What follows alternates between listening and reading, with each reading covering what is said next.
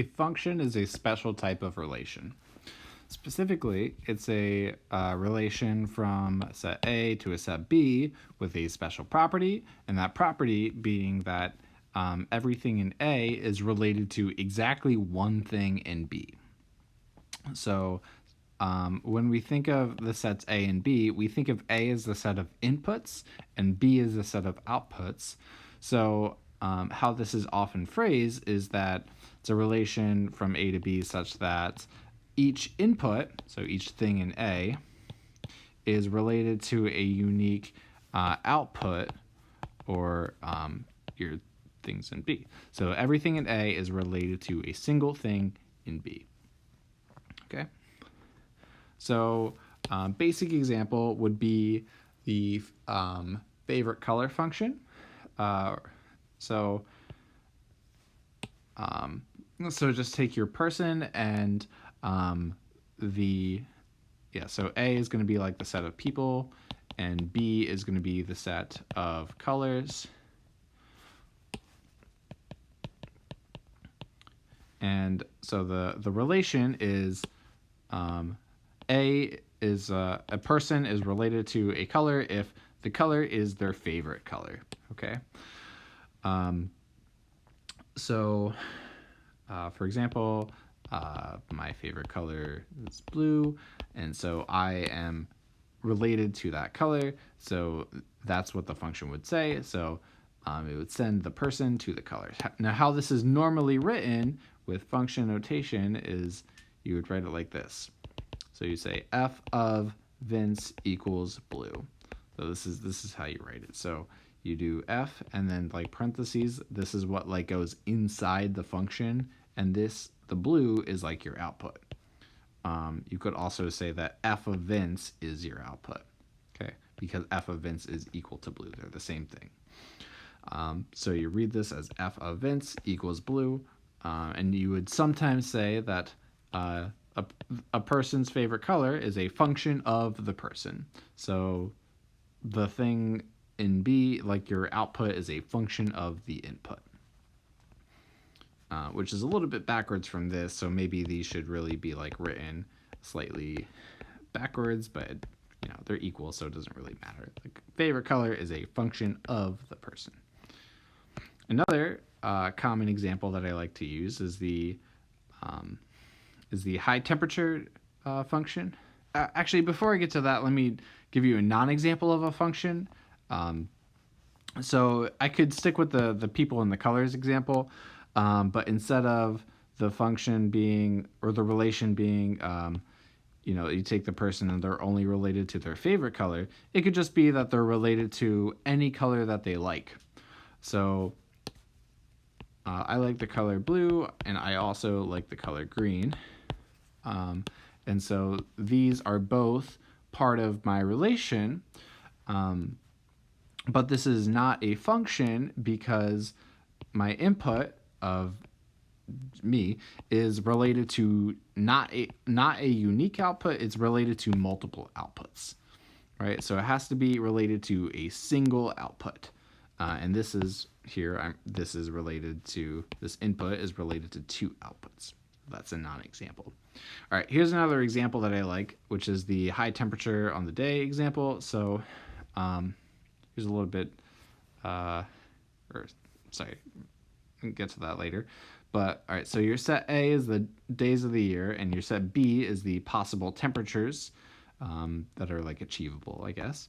And so you would say that f of what day it is equal to the high temperature on that day. So the day is just related to the high temperature on that day, and that's the only temperature that it's related to. So this is a function because each day is only going to have a single high temperature on that day.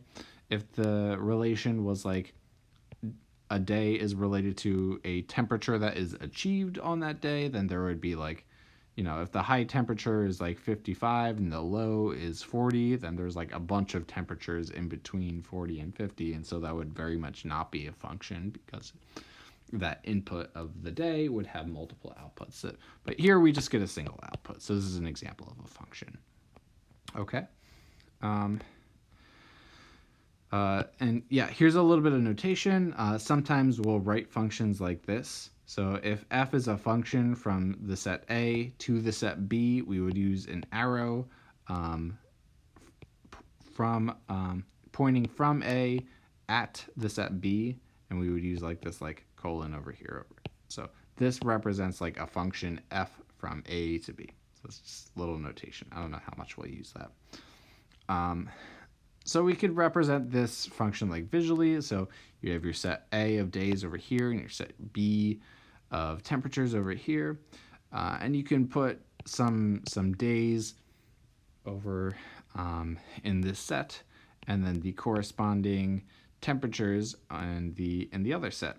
So April 1st, if the high temperature that day was 38 degrees, you could put 41 over here and then an arrow pointing to whatever that high temperature is over here. And so this right here, you could read this as, oh, the high temperature on January 3rd was 7 degrees because this arrow is like pointing at it.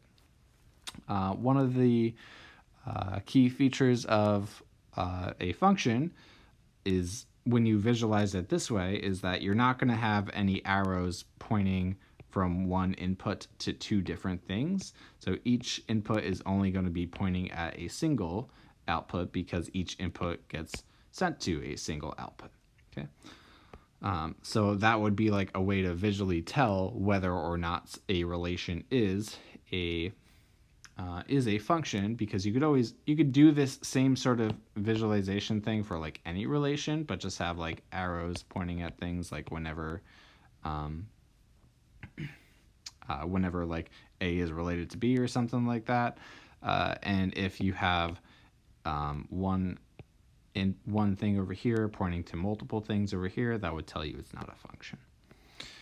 You could also visualize this function with a table. So here I have the days on the left and the temperatures on the right.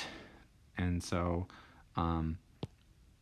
this column, usually the left column will represent your inputs and the right column will represent your outputs. In rare occasions, it will be the opposite, or sometimes you'll have inputs at the top and then outputs on the bottom, and then you could just like kind of represent it like horizontally like this. But here we have it vertically, and you could read this all the same. So the day over here is associated to the temperature over here. Some people like to represent functions or think of functions as a machine. So here, this machine, it has like two holes. This hole over here takes your inputs, and this hole over here shoots out your outputs. And so you could think of it as like a computer. If you were to ask the computer what was the high temperature on April 1st, you would input this information into the computer. So you shove this information into the computer. The computer would like do some weird stuff, and eventually it would come up with an answer, and it would tell you that the high temperature that day was 38 degrees or something. Okay. So like thinking of a function as a machine, it's like you just take whatever your input is, you shove that information into the function machine, it does some stuff, and then it spits out a single thing. And a computer is not going to tell you like two different answers for a thing. That's part of the key part of this. And we represented relations using ordered pairs, and so you could, of course, represent functions the same way as well. So here I have like April 1st over here, and then 38 degrees over here. I would not switch the order of these two things.